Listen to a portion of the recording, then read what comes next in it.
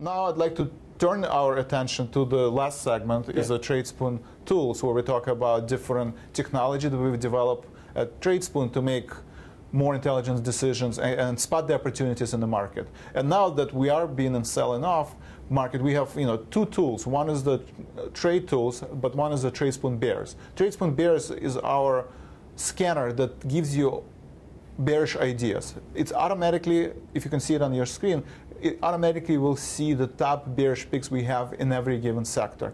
Again, we're doing a long-term conviction where buy and sell rating is between 1 and 10. 1 or 0 means very bearish on the trade recommendation. But also we have a short-term trend. And short-term trend is our probabilistic model that looks at the implied volatility and runs the quant models during the earnings seasons to spot what is the probability of that stock being lower in the next 50 days. So some of the ideas have been Caesar.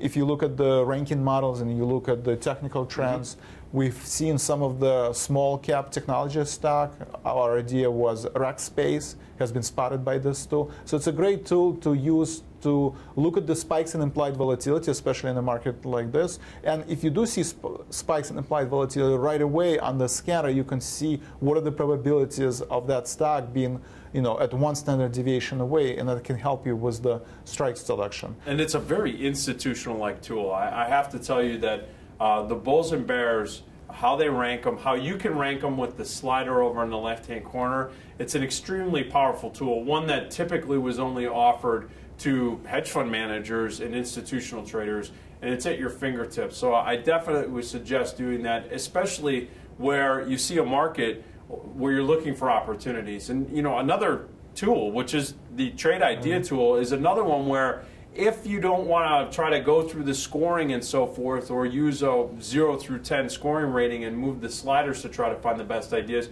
you could use the trade idea tool. I think that's one where you can actually use interesting models.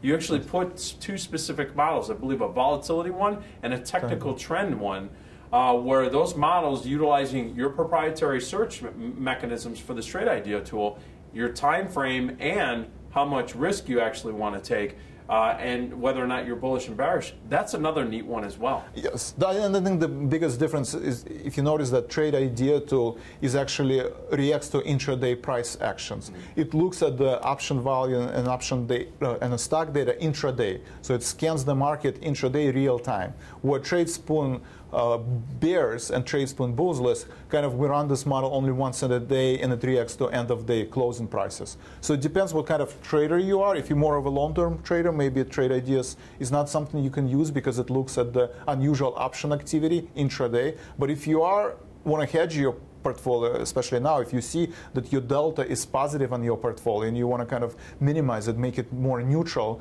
or negative to react to the market, then some of those short-term ideas is a great tool to use for Tradespoon pairs. So I want to thank Joe for being with us this week. Hopefully you guys enjoy and have some ideas on how to hedge your portfolio and how to stay on your toes in these volatile markets. And we will see you next week.